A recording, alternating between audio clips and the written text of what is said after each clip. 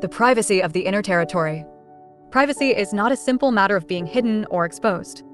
People often speak as though something is either private or public, secret or visible, concealed or revealed, but reality does not work that way. Privacy depends on access, meaning, intention, culture, lifestyle, belief, and the level of relation between the one who is seen and the one who is seeing. A person may be physically visible and still remain inwardly unreachable. Another person may speak openly while concealing the true meaning of what they are saying. Someone may sit alone in a room and still feel invaded, while another may stand in public and remain completely private inside themselves. So the real question is not simply whether something can be seen, but what is actually being entered. Different people desire different forms of privacy. Some need bodily privacy very deeply, while others, depending on their culture or way of life, may not experience the exposed body as exposure at all. There are people who can walk around nude and not think of themselves as being nude in the shameful or vulnerable sense another person might imagine, because within their world that condition is normal. The body is visible, but the meaning of that visibility has changed. This shows that privacy is not located only in the surface of the thing being seen. It is also located in the meaning around it, the relationships surrounding it, and the inner state of the person involved. That is why context changes privacy completely. Something said jokingly among close friends is not the same as the same words spoken before strangers. A body, a confession, a feeling, a joke, a thought, or a symbol shifts according to the layer of intimacy and understanding that surrounds it. A man may tell a painful story to one friend and feel safe, but the same story repeated by a stranger becomes a violation. A child may run through a house without shame, while the same nakedness forced into a public or mocking context becomes humiliation. A husband and wife may speak in a way that belongs only to their bond, while the same words outside that bond become distorted. A symbol may be plain to one person and sealed to another, because the privacy is not only in the object itself, but in the relationship, understanding, and degree of access surrounding it. Observation does not automatically become understanding, and exposure does not automatically become possession. The privacy of thought is even deeper. People today increasingly feel as though their thoughts are no longer sealed. They think about something, and then an advertisement appears for it. They may not have searched for it or said it out loud, so the experience gives them the feeling that even thought itself is being watched. Whether this is literal mind reading, prediction, pattern recognition, data collection, or something gathered from 1,000 invisible habits, the psychological effect is the same. The private inner chamber begins to feel exposed. At that point, the question changes from, can they see what I do? To, can they reach into what I am? This is where control becomes the central issue.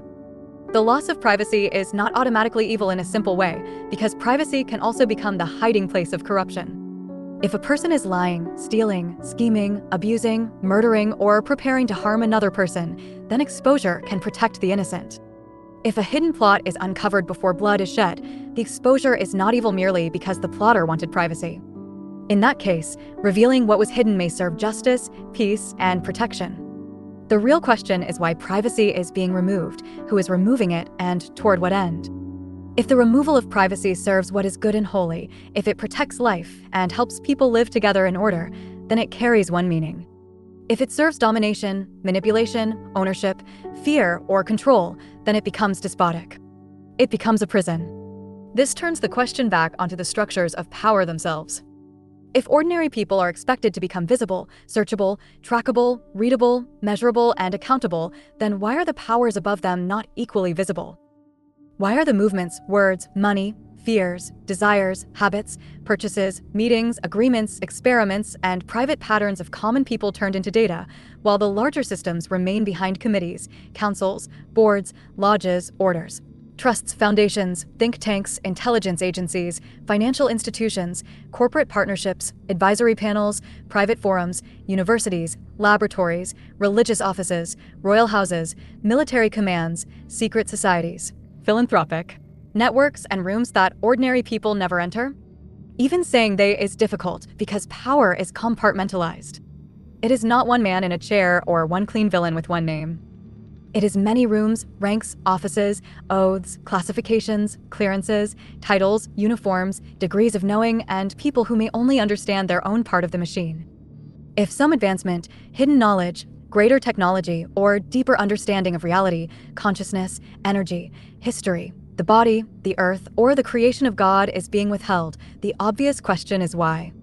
One possible answer is that humanity can barely handle what it already has. The world often acts like a nursery of children in adult bodies, old faces, suits, titles, flags, offices, and ranks on the outside, but underneath, still fighting over territory, pride, fear, revenge, possession, and power. The problem is not that the tools are too small. The problem is that the tools keep becoming more dangerous while the inner maturity remains childish. Give an immature person a stick, and he may hurt someone nearby. Give that same immaturity a machine gun, and the damage multiplies. Give a higher degree of that same condition a hydrogen bomb, secret technology, financial control, surveillance, and weapons of the mind, and the tantrum becomes planetary. A child with a lie can ruin a friendship. A ruler with a lie can ruin a nation. A petty thief can rob one house. A corrupt system can drain generations. A cruel person can shame one neighbor. A propaganda machine can shame millions into believing what is false. Knowledge does not automatically make people wise. Technology in an immature mind becomes domination. Spiritual knowledge in an immature soul becomes manipulation. Money in an immature heart becomes hoarding. Authority in an immature person becomes cruelty. The saddest part is that those managing the nursery are not truly parents. That word does not fit. They are more like older children placed over younger children. More access, more knowledge, more tools, more keys, more weapons, and more rooms they are allowed to enter, but not necessarily more goodness, love, or maturity. The world resembles a classroom where not everyone is the same age or at the same level of understanding, but everyone still belongs to the same condition. The lower degree receives the machine gun. The higher degree receives the bomb. The lower degree lies to his neighbor. The higher degree lies to a nation. The spirit is the same, but the scale changes. This is why naming exactly who moves the pieces is so difficult. It does not work as one person holding one string. It is ownership, inheritance, secrecy, institutions, money, weapons, knowledge, influence, initiation, classification, law, media, commerce, science, religion, and compartmentalized control. The visible face may not be the hand may not know the full mind, and the mind may be divided across many chambers. Ordinary people mostly see effects: wars, markets, surveillance, propaganda, digital identity, cultural confusion, financial collapse, artificial images, false videos, fabricated voices, and new systems replacing old systems. This is part of the confusion of the present age. The world shakes to and fro like a drunken man, and people are left trying to understand what is real while images, voices, stories, documents, and videos become easier to counterfeit. A person can open a video and be told it is real, while the eye and spirit can feel that something is wrong. The face moves strangely, the voice has no soul in it, the event never happened, and yet it is presented as fact. When falsehood becomes smooth enough to imitate reality, trust itself begins to break down. People do not only lose confidence in one video or one story, they begin to lose confidence in the shared world. Money introduces another layer of privacy. People often want their income, savings, debts, and financial standing kept private, but money itself is changing. Cash is disappearing, value is becoming digital, and access is increasingly tied to identity, scanning, permission, and systems of measurement. The question then becomes larger than financial privacy. It becomes whether a person can buy, sell, move, speak, refuse, or exist outside the system at all. When bodies, hands, wrists, foreheads, chips, biometric access, and prophetic imagery begin to converge, privacy becomes the question of whether a human being can remain human inside a system that wants total access. This also reveals the emptiness of total control. If a ruler controls people so completely that they no longer have will, then what is he really ruling? If everyone beneath him becomes robotic, programmable, predictable, obedient, and unable to choose otherwise, then he does not have loyalty or honor. He has machinery. Real authority only means something when the person beneath it can choose. If they can disobey and choose respect, that means something. If they can rebel and choose order, that means something. But if they cannot choose, then power has become possession, and possession is not the same as true authority. Scripture speaks to this pattern without needing modern language. In the 1611 King James Bible, it says, "Woe unto them that call evil good and good evil." It also says, "God shall bring every work into judgment, with every secret thing, whether it be good or whether it be evil." The Quran says that God knows what is within the breasts, meaning that the inward place is never hidden from the one who judges rightly. The Torah commands, justice shalt thou pursue, pointing toward judgment that is not merely control, but righteousness. These sayings do not teach that every ruler, machine, institution, or neighbor has the right to enter every hidden place. They point to something higher, that hidden things are not hidden from God, and that judgment must be joined to justice, mercy, and righteousness.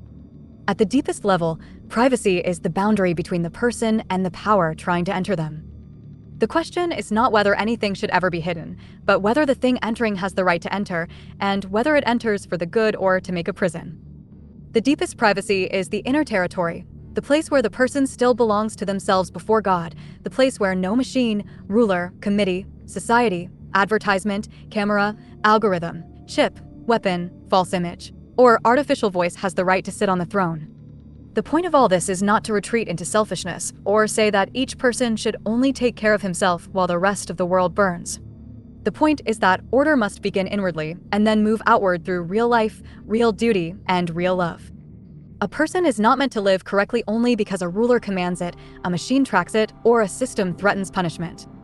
Teachers, parents, elders, laws, and warnings may help guide a person through stages of development, but the true work has to become inward. A person must learn to do what is good because it is good, to serve because service is right, to sacrifice because love requires it, to honor God because the soul knows its proper direction, and to live in peace because unity cannot be forced into existence by fear. So the answer is not merely privacy or exposure, secrecy or surveillance, obedience or rebellion. The answer is maturity. It is the growth of the person from outward compulsion into inward understanding.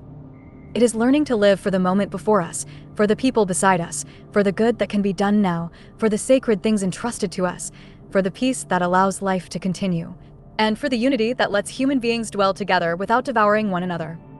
If the world is a nursery, then the work is not to become another child fighting for the biggest weapon.